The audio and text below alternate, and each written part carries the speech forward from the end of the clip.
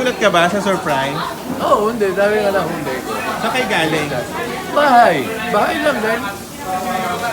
Galing ako yesterday, galing ako ng Tacloban. Gulo ko ron. Tapos tuwi kami nag-church. Actually, wala akong I had no plan of celebrating. Ang usapan nga, sabi ni Lynn, ang gusto ng dalawa, farm lang kami. Sabi ko, okay lang, sige, sa farm na lang tayo.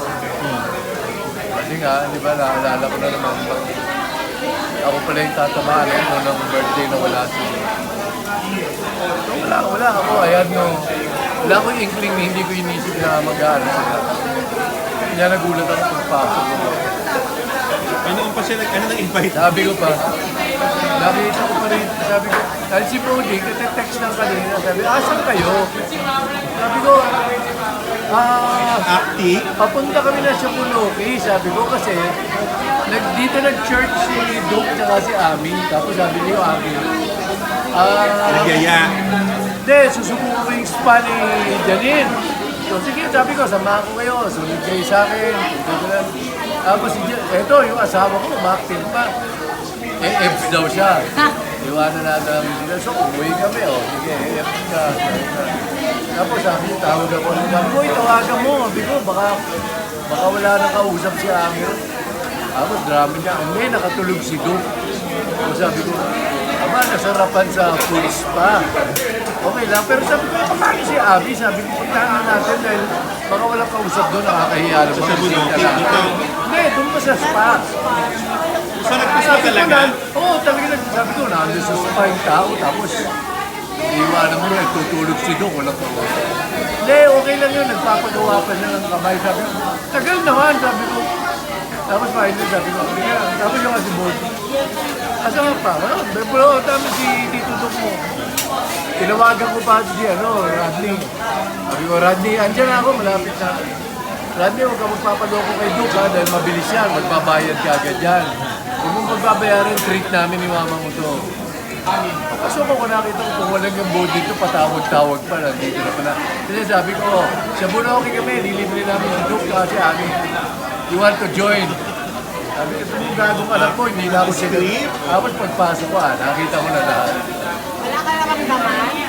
Wala na yung ano nga yung focus ko nasa iba eh. Di ba? Saan? Sa farm? Kay TJ, ngayon lang ako magbe-birthday na wala yung isang anak ko. So, di ba, para hindi ko naman minamalit. Mahal ako ni Bully, mahal ako ni Janine, mahal ako ni... Pero yung feeling nga na incomplete yung pamilya mo, wala yung panganay, parang wala ka sa mood mo. Of course, I recognize my birthday, siyempre gusto ko, saka gusto nila.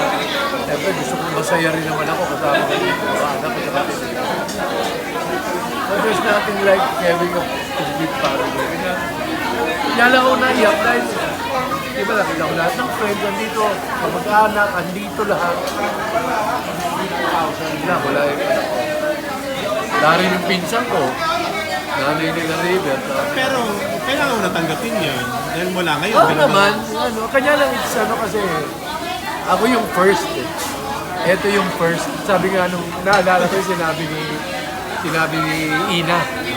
Sabi niya, Tito, pinagdaanan namin na kay Daddy. Sabi niya, pinakamahirap yung unang taon na any special occasion na pagdadaanan nyo na wala siya. The first year. Laging mabigat siya. Hindi ko pa iniisip. Tapos itong malapit ang birthday ko, tsaka nag-dawn sa akin. Ako nga pala yung unang tatamaan ng birthday na wala. Parang sa'yo kanina, parang ordinary day lang. Oo, wala. Tsaka kasi nga, I was invited by si Sandy Javier. Kasi di ba, umpisa na rin ang campaign. Eh, kaibigan ko naman si Sandy. Nag-imbita sa dahil may motorcade si Karen, tatakbong congresswoman doon, tsaka yung anak niya, yun ang papalit sa kanya as mayor. So, maghapon ako kasi ilalim ko ng arawan na pagod na pagod ako. Tapos, galing pa ako ng taping, di ba, walang halos tulog. Today? Hindi, nung Friday. Tapos, lipad kami nili ng umaga, punta Tacloban. Tapos, ang haba nung motorcade, ang haba nung late na kami natapos pagkakain. Shower lang ako, tulog. Gising na naman ako umaga dahil lipad pabalik. So, kahit feeling, parang feeling ko, medyo fogged out ito. So, tapos sabi ko, linggo, church lang. Sabi ko, okay na, church tayo. Tapos ng church, ang gusto niyo gawin, sabi ko. Eh, pagdating doon sa church, nakita ko si Ami, uy, sabi ko, ba't nandito ka? Wala. Okay, church na kami, dinadalaw namin yun. Tsaka, gusto namin subukan yung spa ni Jen. So, since wala akong wala akong plano talaga mag-birthday. So, okay lang, sige. Sabi ko, Bukas na birthday mo talaga. Bukas talaga. Magka-farm kayo. malamang sa farm lang. Wala ka-taping. Wala, tumawag na ako kanina, sabi pa rin, alamin mo nga, talagay ko itong asawa ko, talaga drinama ako ng gusto. Para pa akong tanga, nagte-text pa ako kay Hazel, yung EP namin. Hazel, anong balita?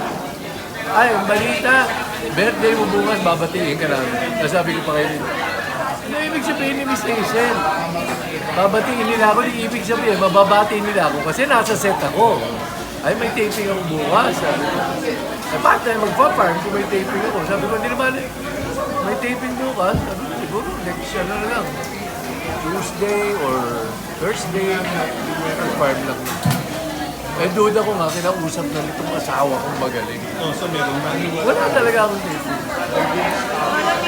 Itong maghapon na to, na lumipas, paramdam ba si Hazel? Ha? Paramdam sa'yo? Wala naman. Hindi naman kailangan magparamdam nun because he's always lagi nasa isip ko. Kami nga nakakatawa nga kami. Kahit saan kami pumunta dito eh. Pag-order kami ng pagkain, natatandaan namin lagi favorite food niya. Saan niya gustong kumain. Tapos yun, siyempre, may birthday ka na. Alala mo yung birthday mo. Tapos, kahapon ba o the other day, rini-review namin meron yung pictures nung 60th birthday ko. Bawat anak ko may picture na nakaakap sa akin. Ako lang ang kita. Lahat sila, bawat isa sa kanila nakaakap sa akin. So, sabi ko pa, ay tama-tama, ito na lang ipopost ko bukas sa Instagram na lahat sila, bawat anak ko nakaakap sa akin. Kasi sabi ko, wala na nga yung isa, parang papa.